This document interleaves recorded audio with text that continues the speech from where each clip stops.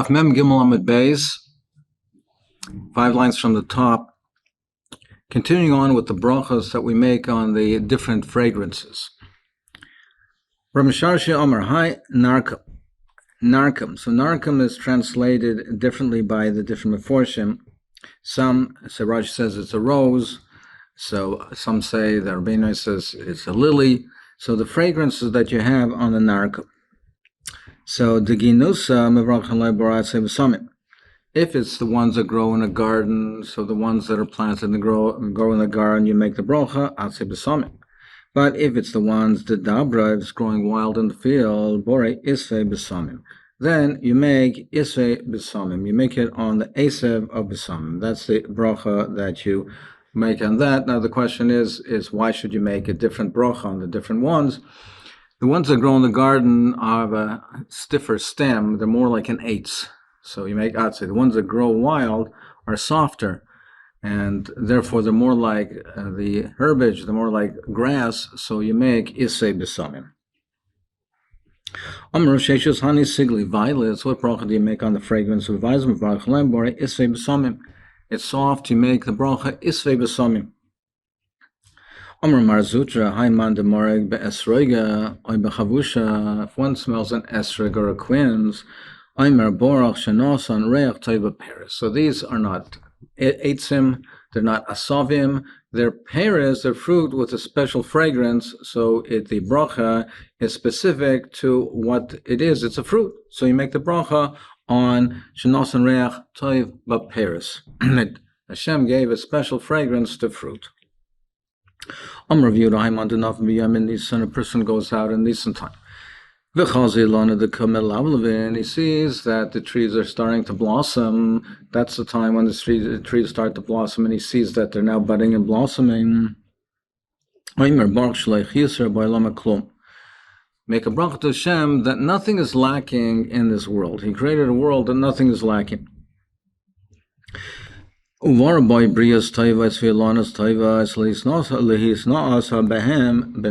he created all kinds of things and all kinds of creations that people can get enjoyment from. You know, we go out, we get hana from fruit, but we also, even when they're blossoming, we get hana from how beautiful they look. Hashem created these creations and nothing is lacking. Even in their development, there is hana that we get from them. How do you know what's the core, the source that you make a bracha, even on smell, something even that your body doesn't get hana from? It's your smell, your sense of smell gets hana, but there's no nourishment that your body gets from it. Your neshama talako praises Hashem. What's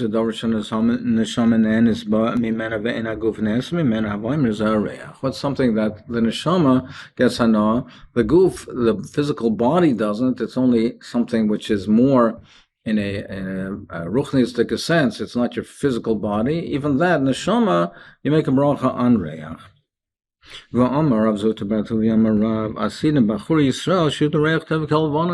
In Lasid Lova, in the future, the young Bachurim will also give fragrance, a special fragrance, just like the blossoming trees and just like the fruit. The Bachur Yisrael will also have a special fragrance.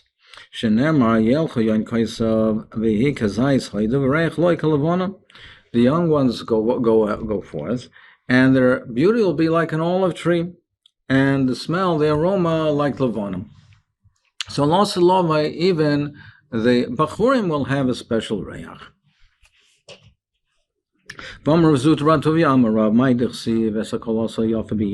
Hashem created everything in its time and made it right and proper in its right time and right place. We're expanding on that to mean every person, his umnus is for him, it's appropriate and it's pleasing in his eyes. Some people are engaged in some work, and for them it's pleasing. Other people will find it distasteful. Some people who are engaged in some certain types of physical manual labor, which is difficult, and sometimes it involves things that are difficult and have even unpleasant aromas. But a person that's accustomed to dealing with it, that's his trade, he finds that's pleasurable to him. Other people What's their umnus, their trade, their profession is, for them, it's yofa. Each one, and that's how the world has a kiyum, that's how the world exists, because there are many different facets. The world's a multifaceted world. There are many different things that are required, trades, professions, and occupations, and talents that are required. Kodesh Baruch Hu made for each person what he's engaged in is pleasurable in his eyes, and that's why that way the world has a kiyum.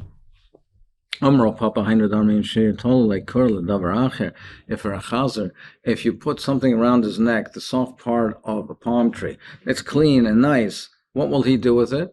He's accustomed to rolling around in the dirt and the garbage. He's not going to then appreciate or even want something clean. He does what he's accustomed to doing. He does what he normally does. He'll roll around in the garbage. A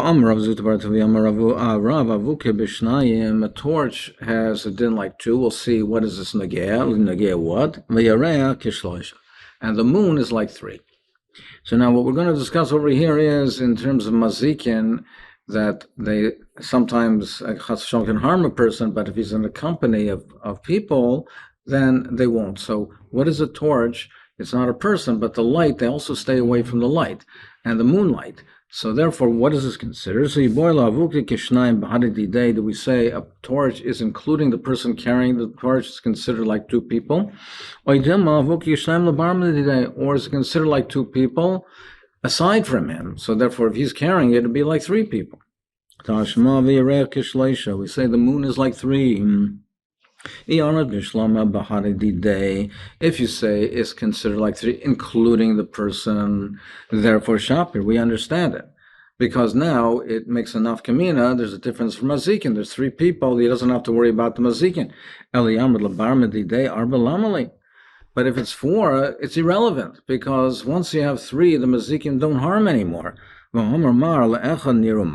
one person, the mazikin, they appear and they harm him. L'shnaim near avena mazik, they don't harm them, but it causes fear. L'shleishain near kolikir, but once you have three people, the mazikim stay away. So therefore, it's irrelevant. It would be four. So one must say that Yerech Kishleisha is coming to teach you something that's Negel Halach, it's enough kamina. It must be that it's including the person, because if it would be excluding the person, there would be no point in telling us this. So Vuka, therefore, similarly, is considered like two, including the person. Another member that he said,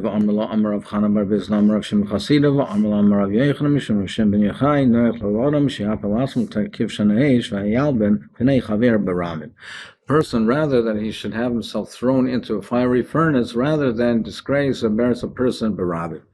Where do we learn this out? From Tomar. She was being taken out to be killed, but she did not want to reveal the identity of the person who was fathering her children. She didn't want to disgrace Yehuda. She would rather be thrown into the fire and be killed rather than revealing in public that Yehuda was the one that was with her.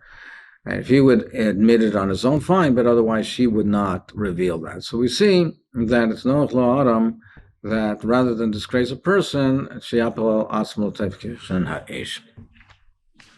Ton Rabbanan, ivil lefanim shem hadas. What is the priority of the brachas? If they brought him oil and a hadas, and hadasim, a myrtle. Now, he makes a bracha on the hadasim. He has to make a bracha on the hadasim. And we'd have to make a bracha on the oil. Which one goes first? Now, generally speaking, on oil, you don't make a bracha unless it has a special fragrance. And that's how Taisus learns it over here. He says this shemen that we're talking about has a fragrance, and he's using that, and he wants to smell it, so therefore you would have to make a bracha on the oil on the shemen. Rashi seems to learn that it's the oil that's used at the end of the meal to remove any kind of oil, any kind of grease, rather, that's on his hands, or dirt or grease that's on his hands. But Taisus points out that we don't make a bracha on that kind of oil. So someone will learn in Rashi that he means specifically If it's oil, if it's balsam oil, if it's a shemen afarsaman, and there you would make the bracha. It's so special you make a bracha even if it's lahavir suma. But we'll see shortly in the Gemara, the way that Tzach learns is that Rashi doesn't mean only in that case. He means even in that case, but certainly we're talking as well if it's shemen that's for use for fragrance. So Hevilu fan Hashem v'hadas Beis Shammai v'arach l'Hashem v'acham v'arach l'hadas. Beis Shammai says the first one is the oil that takes precedent, then the hadas. Beis Hillel v'arach l'hadas v'acham v'arach l'Hashem. Beis Hillel says no, first the hadas, then the shemen. I'll decide the matter. Shemen has a special quality. It is more special because it has a fragrance, and also it's used to anoint the hands. So it has both. It has both qualities. But the hadas only has one special quality. It has a fragrance, but it's not used to rub his hands with. So therefore, the shemen is more chashuv. It takes priority. That bracha should go first. He said that's the halacha. They brought before him the shemen hadas. Shakal Rav Papa borach hadas bereishav. Hada borach shemen. He made the bracha first on the hadas, then on the shemen. Don't you hold Ivra Machriya, and therefore you should hold like Rabbi Gamliel, and the bracha should go on the shemen first. He said that the halacha is that it's said like Beis Hillel. That's not the way you do it. But that's not true. That's not the halacha. The halacha in this case is like Beis Shammai. Now, a girsa we have in the Gemara, and Tosfos points out that this girsa is the girsa that he had and Rashi had, but that's not the girsa that was in the Rif. So this girsa is Lashamute Nafshehu Da'avad. He did it to avoid the embarrassment of the situation. But as we said, the Rif is not goyrus this. Ton Rabbanan Hiviu Lefneim Shemen v'Yayin. They brought shemen oil and wine. Beis Shammai Yomim Oichaz Shemen b'Yaminai. The shemen goes in his right hand. The right hand usually takes it's more chashuv. The shemen is in his right hand. V'As Yayin b'Smola, and the wine in the left hand. So he says that the oil takes precedent, and it's in his right hand. That's the bracha you make first.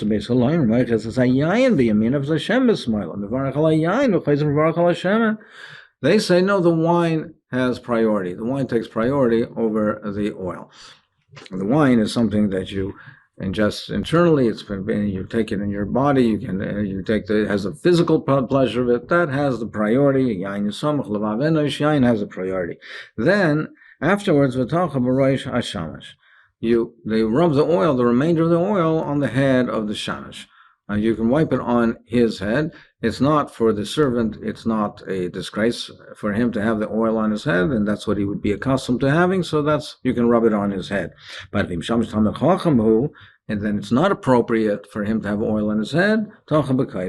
Then you wipe it on the wall. To have oil, and again, the oil we're talking about here is that has a fragrance. Talmud Chacham to go out with a fragrance and smelling fragrances, that is not appropriate for a Talmud Chacham. So we're talking about what's appropriate or not for Talmud Chacham. We're going to continue with other things that are appropriate or not. Tan Rabbanan Shisha Dvarim Genailu Talmud Chacham. 6 things are a genai. It's an embarrassment, disgrace for Talmud Chacham. Al Yetze Kishum B'Vusum L'Shuk, like we just said, when he has a fragrance, he should not go out in public. Al Yetze Yechid B'Layl, he should not go out alone at night. And not go with shoes that have patches on them. And he shouldn't be talking to women in public. And he should not be together as a group and socialize with a group of Amiratzim. He should not be the last one to come to the base medrash. He should not take big steps or running. He should not run in public. And he should not walk upright, Okay, so now we are going to explain each one of these items. He should not go with the fragrance.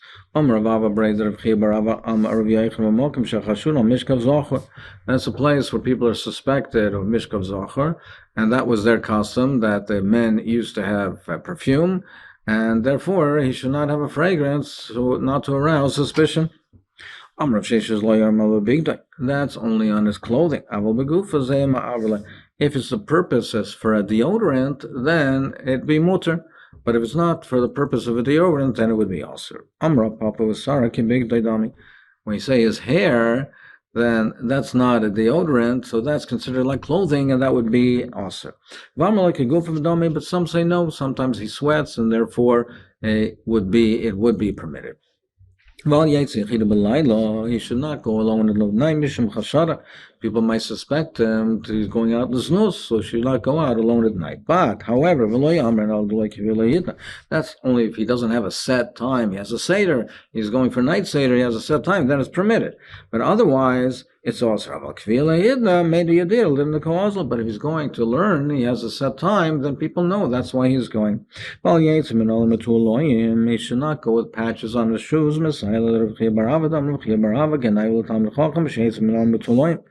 It's a disgrace for a Talmud Chacham to go in public with shoes that have patches on them. He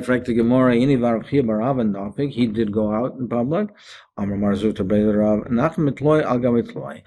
we say it's a genai, it's a disgrace, it's not simply a patch, but it's one patch on top of another patch. But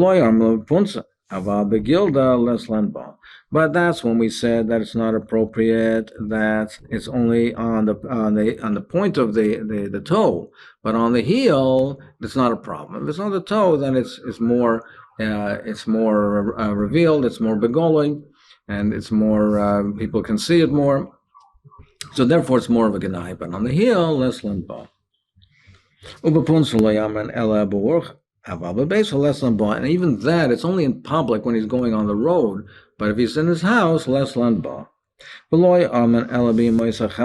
That's only mentioned in the summertime. In the wintertime, the roads were muddy, it was wet and muddy, etc. So people's shoes generally weren't so clean. That's not an issue. But in the summertime, people's shoes were clean and there was more apparent of what he was wearing. Then that's when we have this issue. He should not talk with a woman in public, be talking with a woman, even if it's his wife, because not everybody knows that it's his wife. They might suspect him, and therefore he should not be talking to women in public. Similarly, we learned, even if it's his close relative, he still should not be talking in public. People don't know that it's his relative. They might suspect him, so he should not therefore talk to any woman in public. He should not socialize with a group of Amaratzim. If those who are friends he socializes with them, he might learn from them and learn from their manners and their customs and from the things that they do. So he should be careful with who he socializes with. He should not be the last one to come to the base of Medrash. People say he's lazy, he's coming late to the base of Medrash. One might ask, well, if he's coming to last base Medrash, isn't he in fact lazy? Isn't he a lazy person? What they might call him and think he's a lazy person, meaning even if it's for a very good reason, and perhaps even for a dvar mitzvah, that he's coming late, he should still not come late, because people might not realize that the reason he's late is because he was oisik in this mitzvah, this sarchet tzibur, this tzedakah, was chesed. So he should make a point, whatever his schedule is, but don't come the last of the base matters.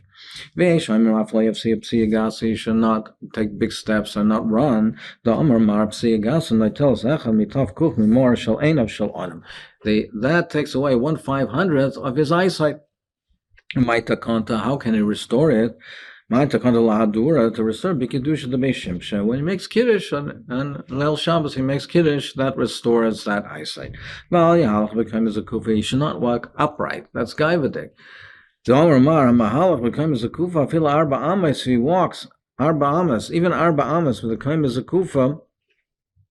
If he walks that way, even arba amas become as a kufa, it's